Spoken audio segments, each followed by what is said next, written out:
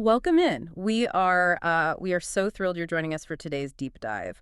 I want you to picture a scenario that I am almost certain you have experienced at some point. Oh, definitely. You are standing in the middle of a brightly lit pharmacy or, a grocery store, and you're staring down the supplement aisle. Right, the endless wall of bottles. Exactly. You are completely paralyzed by the sheer volume of identical-looking bottles, and every single label is just screaming at you, Yeah. promising boundless energy, perfect, uninterrupted sleep, immune systems of steel. A heart that ticks flawlessly into your 90s. Yes. If you've ever felt totally overwhelmed in that aisle, wondering if you were holding a genuine miracle cure or just an overpriced bottle of dust, you are not alone.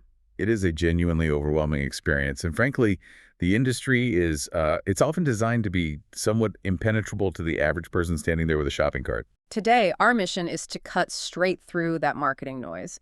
We are going to hand you an actionable, personalized roadmap to help you separate the actual scientifically proven signal from all that supplement aisle static. Which is so desperately needed. It really is. And our guide for this deep dive is a fantastic, highly detailed source. It's an article by Laurent Fabian, who is the founder of Ingredientsage. The piece is titled Health Supplements That Actually Work, a practical guide to evidence-based choices. And, the foundational philosophy of this source really resonates with how we approach information here. I have to say, looking at your backdrop right now with all those heavy medical journals and those packed bookshelves, I know you are ready to get into the science of this. Oh, absolutely. I'm in my element. Yeah. But the core belief driving the article is that knowledge is only valuable when it is applied correctly. The goal isn't to walk away from this deep dive and just blindly add 5 more pills to your morning routine. It is about learning safer, smarter supplementation that respects human biology and the very real-world constraints we all navigate every day. Okay, let's unpack this, because right off the bat, the source makes a crucial point that resets expectations. Not every massively popular, best-selling supplement has robust scientific evidence backing it up. Exactly. And on the flip side, not every nutrient that actually is effective is some magical overnight cure-all. That is the perfect starting point. To navigate this highly confusing space, the author introduces what they call an evidence-first framework. Meaning we don't just trust the flashy labels. Precisely. If you want to know if a supplement actually does what it claims, you simply cannot rely on an influencer's glowing testimonial or the holographic packaging on the bottle. You have to look for high-quality randomized controlled trials, or RCTs, Okay, RCTs. and large-scale meta-analyses. We have to look at what the aggregate data says across thousands of people. While looking at those trials, there is a specific quote from the source that I think serves as the perfect anchor for our entire conversation today. I think I know the one you mean. The author writes, clinically meaningful endpoints trump surrogate markers. I know we throw a lot of medical terminology around, so can you translate that into plain English for us? Yeah, it is a phenomenal quote and such an important distinction to make. A surrogate marker is essentially just a number on a laboratory test. Like a cholesterol score or something. Kind of. Mhm. Let's say a company creates a new pill, right? Mhm. And they run a study showing it lowers a specific inflammatory marker in your blood by 5%. That 5% reduction is a surrogate marker. Got it. But a clinically meaningful endpoint is a tangible, real-world benefit to your life. Mm. Does lowering that specific marker in your blood actually prevent you from having a heart attack? Does it relieve your daily joint pain? Does it help you fall asleep faster? If a supplement only changes a number on a spreadsheet but doesn't demonstrably improve your actual health outcomes or quality of life, its overall value to you is highly questionable. That reframes things completely. We want results we can feel and actually benefit from, not just a gold star on a blood test. Exactly. But this brings up a huge question. If the scientific community requires that high level of rigor and proof, why are the labels on the bottles allowed to be so confusing and boastful? I mean, sometimes the supplement industry feels like the Wild West. That's because, from a regulatory standpoint, it kind of is. Yeah. To understand why the aisle is the way it does, we have to look at the legal framework.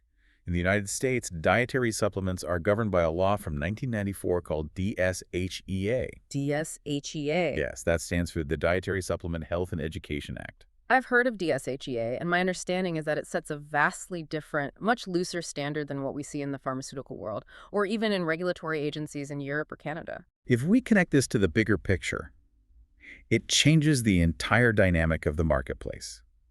Unlike stricter international regulatory regimes, where a product might actually need to prove it works before it is legally allowed to hit the shelf, DSHEA operates differently. How so?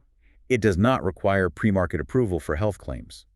The burden on the manufacturer is simply to ensure the product is safe for human consumption, and that the labeling isn't blatantly lying about the ingredients. So they don't have to prove it works before they sell it. Right. They do not have to prove to the government that their specific pill cures your mid-afternoon fatigue before they put it in your hands. Wow.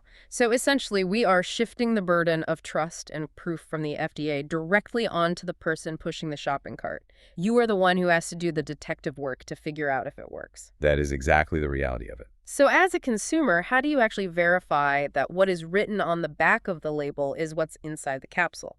The most practical, immediate step you can take is to look for third-party certifications. The source specifically highlights two major ones to look for: USP or NSF certifications.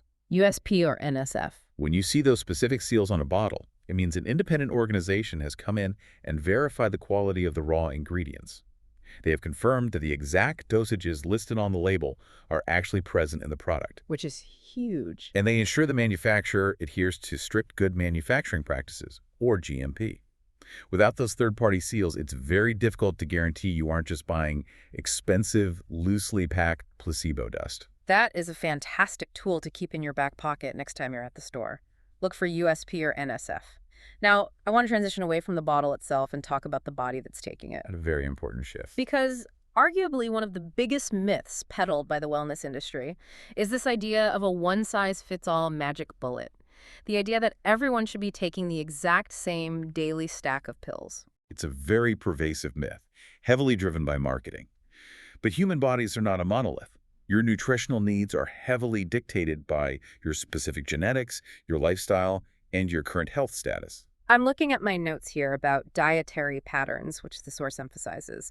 If someone is following a strict vegan diet, does that completely change their baseline of what they should be looking for compared to someone who eats meat and dairy every day? Oh, absolutely. The supplement needs of a strict vegan are fundamentally different.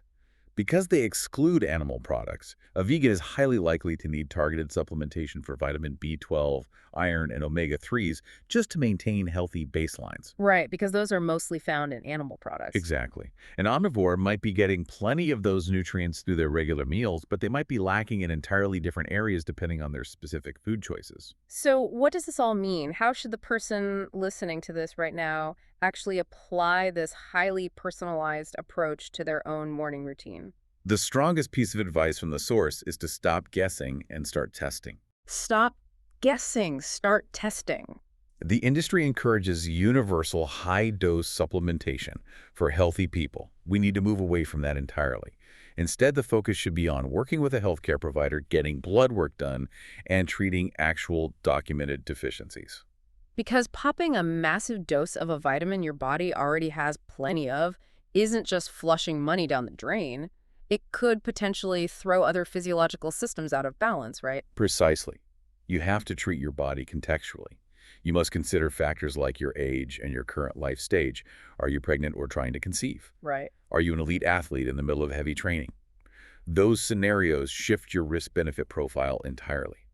And crucially, and this cannot be overstated, you have to consider medication interaction. Oh, that's a big one. Certain common supplements can interact dangerously with prescription drugs. For instance, taking certain supplements while on statins for cholesterol or anticoagulants for blood thinning can cause severe adverse effects. You should never be blindly guessing when it comes to those combinations. That brings us perfectly to the heavy hitters. Let's talk about the supplements that actually do have a mountain of robust evidence behind them, starting with omega-3 fatty acids. A very well-researched area. We hear about them constantly for cardiovascular health. Here's where it gets really interesting. The science here is fascinating, especially when we look at the newly synthesized data from 2024 and 2025. The source specifically points to comprehensive reviews of something called the REDUCE-IT trial. REDUCE-IT trial, okay. What a high-level evidence shows is that EPA and DHA supplementation, which are the key active omega-3 fatty acids found in fish oil, can provide a highly meaningful reduction in cardiovascular risk. Before we get into the weeds on who should take it, let's clarify something. The source mentions that this is especially beneficial for people with elevated triglycerides. What exactly are elevated triglycerides in plain English? Simply put, triglycerides are a type of fat or lipid found in your blood. When you eat, your body converts any calories it doesn't need to use right away into triglycerides, which are stored in your fat cells. If you regularly eat more calories than you burn, particularly from high carbohydrate foods, you could develop high levels of this fat in your blood, and that increases your risk of heart disease and stroke. So if you have high levels of that fat or a high baseline cardiovascular risk, omega-3s can be a huge help. But that implies this isn't necessarily going to do much for a 25-year-old marathon runner with perfect heart health. That is the crucial takeaway. The meaningful risk reduction is seen primarily in those specific higher-risk populations. And the source makes a very important distinction between the highly purified therapies your doctor might prescribe and the giant tubs of fish oil you buy off the bottom shelf at the warehouse store. Yes, let's dig into that. What is the difference between prescription omega-3s and over-the-counter or OTC products? There is a massive variance in quality and composition. The prescription therapies are often EPA only and incredibly purified. Those are the ones showing significant event reductions in clinical trials for high-risk groups. But most people aren't getting those. Right, the vast majority of people are just buying OTC products. With OTC fish oil, the purity, the overall concentration, and the specific ratio of EPA to DHA vary wildly from brand to brand. Is there a specific dosage the medical consensus points to if you are going the OTC route? Yes. The clinical consensus highlighted in the source is that if you are using OTC products, doctors generally prefer a total daily dose of 2 to 4 grams of EPA and DHA combined to see any real cardiovascular benefits.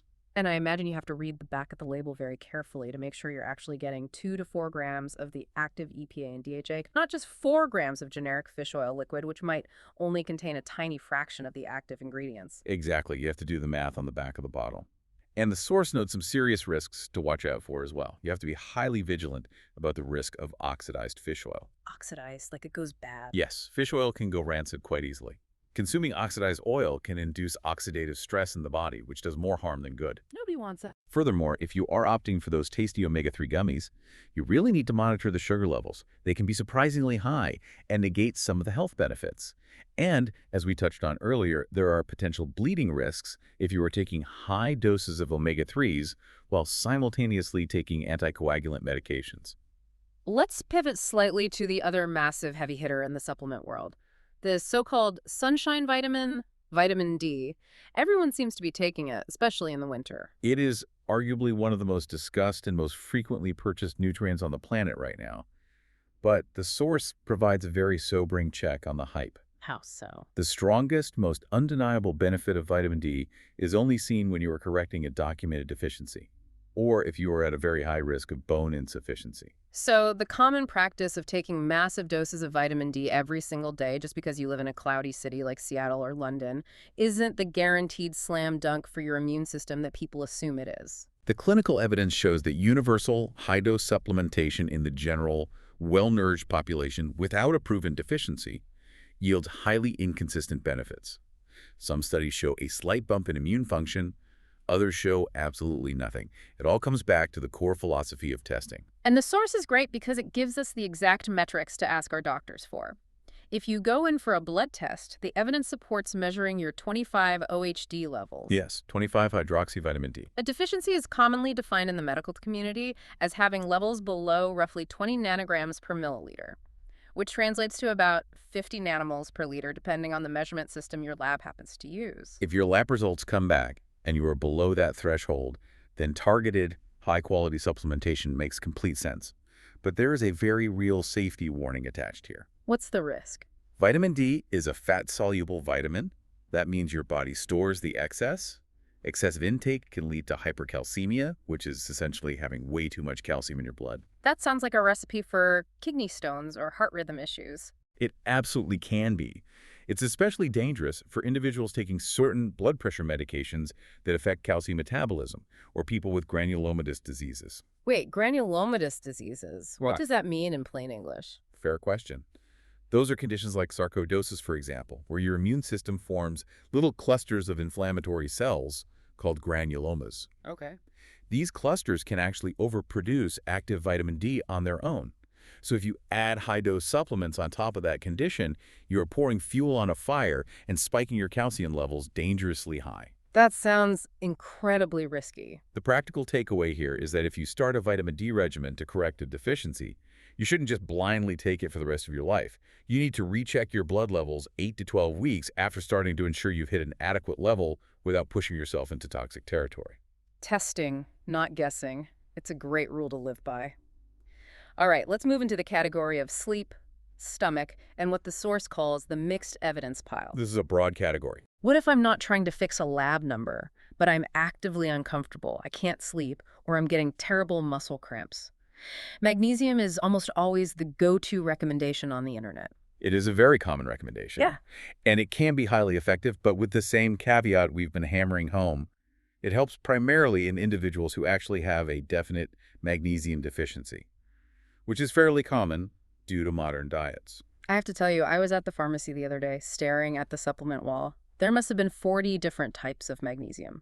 One bottle is $5, the one next to it is $45, and I had absolutely no idea what the difference was. Does the type actually matter? The form of the magnesium salt matters immensely. If you buy the cheapest bottle on the shelf, you are likely buying magnesium oxide. Magnesium oxide, okay. While it is cheap, it is poorly absorbed by the body and acts as an osmotic laxative. Taking a high dose of that is a recipe for a gastrointestinal disaster. Oh, what? The source specifically highlights that magnesium citrate and magnesium glycinate are generally much better absorbed and well tolerated by the body. So spend a few extra dollars for the citrate or glycinate to avoid spending the rest of your evening trapped in the bathroom. Exactly. And the clinical advice is always to start with a low dose to assess your own personal tolerance, even with the better forms. Keeping with the theme of the stomach, let's talk about gut health and probiotics. It feels like everything from expensive yogurts to granola bars and sparkling waters has added probiotics these days. What's fascinating here is the sheer level of strain-level specificity required for probiotics to actually provide a medical benefit. Probiotics are absolutely not interchangeable. You cannot just take a generic pill labeled probiotic blend and expect it to magically cure whatever specific gut issue you are dealing with. It's kind of like saying you need a dog to herd your flock of sheep, and someone brings you a chihuahua. I mean, yes, technically it is a dog, but it's the completely wrong specific type of dog for the job you need done. That is a perfect analogy. The clinical trials that demonstrate real, measurable benefits rely on highly well-characterized strains that have been documented to treat very specific conditions. Like what? For example, there are specific strains of yeast, like Saccharomyces boulardii, proven to help with antibiotic-associated diarrhea.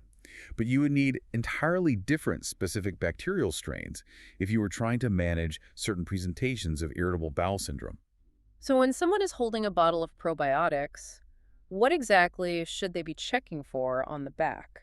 You need to check for this specific strain identification, which usually looks like a mix of letters and numbers after the species name. You also need to look for the viable counts. These are usually listed as CFUs, or colony-forming units. CFUs, got it. Crucially, the label should guarantee those CFUs at the time of consumption or expiration, not just at the time of manufacture, because these are live organisms that die off over time. That makes a lot of sense. And pay very close attention to storage requirements. Many effective probiotics require constant refrigeration to keep those specific strains alive. If the label says keep refrigerated, but you found it sitting on a warm, dusty shelf in the grocery store, it's likely useless. Okay, that brings us to the maybe pile, and we need to spend some time here. What about the ultimate crutch? The daily multivitamin. For decades, we've been told it's the ultimate health insurance policy. Just take one every morning to cover your bases. I hate to be the bearer of bad news, but this is where the clinical evidence gets very weak. The source breaks the hard truth. Broad multivitamin use in healthy, well-nourished adults has not consistently demonstrated any meaningful health advantages or longevity benefits in large, well-conducted studies. So taking a multivitamin just to cover your bases might not be doing much of anything. Why are we so culturally obsessed with them? It's largely psychological. It feels proactive. It feels like you are doing something good for your body. But medically speaking, for a healthy adult, eating a varied diet, taking a high-dose multivitamin, often results in little more than very expensive urine. Just flushing it out. Exactly. Your body simply flushes out the water-soluble vitamins it doesn't need. Again, if you have a specific tested deficiency like we discussed with vegans needing B12, then treat that specific deficiency. But the broad shotgun approach of a daily multivitamin isn't supported by robust clinical endpoints. That is a tough pill to swallow for a lot of people. And what about popular herbal blends? You see these everywhere now. Powders and pills packed with adaptogens meant for energy or focus or detoxing. They suffer from a similar lack of replicable, large-scale data. The hard truth is the evidence for their safety and efficacy across diverse populations just doesn't hold up to scrutiny. Plus, herbal blends suffer from a massive supply chain issue. Supply chain, how so? Depending on the weather, the soil quality, and the extraction methods used, the active constituents in a plant can vary wildly. What you get in a bottle of Herbal Focus blend made in January might have a completely different chemical profile than a bottle made in June. It's a total roll of the dice. That is wild to think about. Furthermore, these complex blends carry a very high risk of interacting unpredictably with prescription medications. It is an area where consumers need to exercise extreme caution and consult their pharmacists. That is a tremendous amount of information to digest. But thankfully, the source provides a fantastic, practical checklist to help summarize everything we've covered today. If you find yourself paralyzed in that supplement aisle again, here is your framework. That's a great list. First, define your true need. Are you looking to fix a deficiency, reduce a specific risk, or relieve a symptom, and figure that out with a clinician through actual blood testing, not just a hunch? Stop guessing, start testing. Second, demand transparent labeling and clean sourcing. Look for those third-party USP or NSF certifications to ensure you are getting what you pay for. Third, always use the lowest effective dose to start, especially with things like magnesium. Always start low. And fourth, establish an 8 to 12-week monitoring plan. Don't just take a pill forever. Check back in with your doctor to see if your blood levels have stabilized or if your symptoms have actually improved. It is a highly rigorous, incredibly practical framework. And it's worth noting that the source of this information, Ingredientsage, actually practices what they preach. They utilize these exact evidence-based clean label principles to help brands develop and scale private label dietary supplements. So they're building it from the ground up. Ensuring proper quality control, correct clinical dosages, and evidence-backed formulation right from the start. It's definitely reassuring to know there are folks on the manufacturing side holding the line on the actual science. Indeed. And as we wrap up our analysis today, this raises an important question, something for you to mull over after we sign off. Lay it on us. If universal multivitamins and these massively popular herbal blends lack robust scientific evidence for broad health outcomes, how much of our daily energy and overall wellness are we incorrectly attributing to the generic pills we pop every morning? Are we giving all the credit to a placebo when the real heroes of our health are the actual quality of the whole foods we eat, the consistency of our sleep, or just the incredibly powerful psychology of believing we are actively doing something good for ourselves? That is a fascinating thought to leave on. Maybe the magic isn't in the capsule at all. Maybe it's in the lifestyle habits surrounding it. Thank you so much for joining us on this deep dive. We hope this conversation gives you the tools and the confidence to take a much closer, evidence-based look at your own supplement shelf. Stay curious, and we'll catch you next time.